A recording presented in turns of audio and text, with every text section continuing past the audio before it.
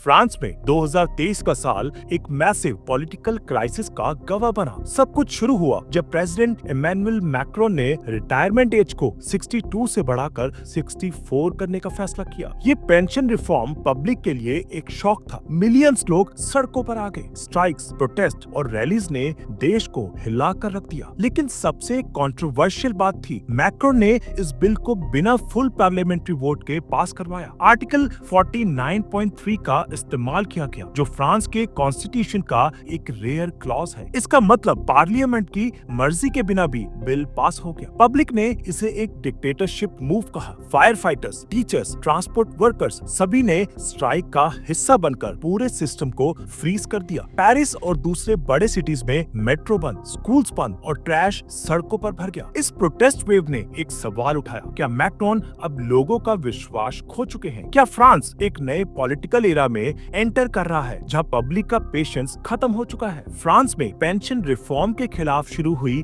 शांतिपूर्ण प्रदर्शन देखते ही देखते हिंसक दंगे में बदल गए। पेरिस की सड़कों पर रातों रात आग और अशांति का माहौल छा गया। खासकर प्लस डे ला कॉनकोर्ड जैसे प्रमुख स्थलों पर पुलिस और प्रदर्शनकारियों के बीच कठोर झड़पें हुई। ब्लैक क्लैड अनार्चिस्ट, जो ब्लैक ब्लॉक्स कहलाते हैं, ने पेरिस में तोड़फोड़ और आगजनी की घटनाएं अंजाम दी। पुलिस ने उन्हें रोकने के लिए टीयर गैस और वाटर कैनन्स का प्रयोग किया। रेन और नॉन जैसे अन्य शहरों में भी स्थिति बहुत गंभीर रही। यहाँ प्रदर्शनकारियों ने गार्बेज बिन्स को आग लगा दी और पुलिस से भिड़ंत भी हुई। ये सिर्फ पेंशन रिफॉर्म तक सीमित नहीं रहे, ये लोगों के बीच गहरी असंतोष और सरकार के प्रति अविश्वास का प्रतीक बन गए। प्रशासन के लिए ये एक बड़ा चुनौती बन गया कि कैसे इस असंतोष को शांत किया जाए और देश में शांति स्थापित की जाए। फ्रांस में अनरेस्ट सिर्फ सड़कों तक सीमित नहीं रहा। मैक्रोन की सरकार को पार्लियामेंट के अंदर भी भारी झटका लगा। 2022 के इलेक्शंस के बाद मैक्रोन ने अपनी एब्सोल्यूट मेजॉरिटी खो दी। इसका मतलब था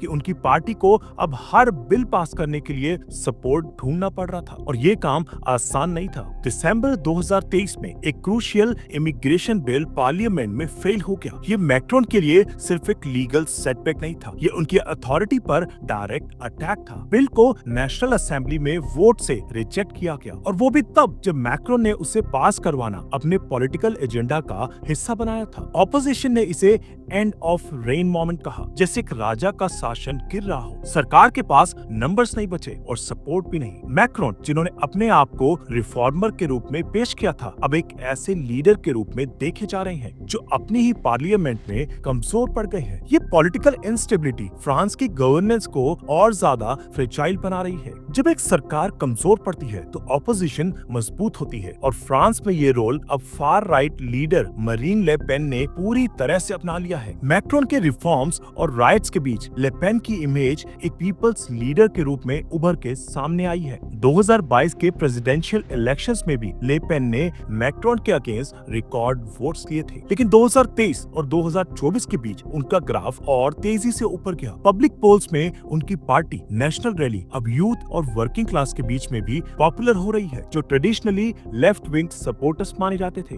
ये सिर्फ एक पॉलिटिकल शिफ्ट नहीं है, ये फ्रांस के फ्यूचर की डायरेक्शन का सिग्नल है। एक समय था जब फार राइट फ्रिंज माना जाता था, आज वही मेन स्ट्रीम बन रहा है। ले पेन अब ओपनली कह रही हैं कि 2027 के इलेक्शंस में वो मैक्रोन के लेगेसी को पूरी तरह से चैलेंज करेंगी। कई लोग कह रहे हैं फ्रांस अब एक ऐसे मोड़ पर है जहां फार राइट सरकार एक रियल पॉसिबिलिटी बन चुकी है। फ्रांस के रास्ते भले ही जल रहे हो, लेकिन प्रेसिडेंट मैक्रोन के अप्रूवल रेटिंग्स उससे भी ज्यादा गिर चुके हैं। 2023 के मास प्रोटेस्ट के बाद उनका पब्लिक सपोर्ट एक हिस्टोरिकल लो पर आ गया था। एक इप्सोस पोल के मुताबिक उनका अप्रूवल रेटिंग सिर्फ 26% तक सिमट गया था, जो किसी भी एक्टिव प्रेसिडेंट के लिए अलार्मिंग नंबर है। लोग मैक्रोन को अब अलूफ और अनकॉम्प्रोमाइजिंग लीडर के रूप में देख रहे हैं। उन्होंने पब्लिक के साथ डायलॉग की जगह डायरेक्ट रिफॉर्म्स का रास्ता चुना और इसी वजह से उनका विश्वास टूटा। खासकर यूथ और अर्बन वर्किंग क्लास, जिनसे मैक्रोन को सपोर्ट मिलता था, अब खुले तौर पर ऑपोजिशन में खड़े हैं। इसके साथ ही मरीन ले पेन जैसे राइवल्स का सपोर्ट बढ़ता जा रहा है। वो पब्लिक फ्रस्ट्रेशन का यूज करके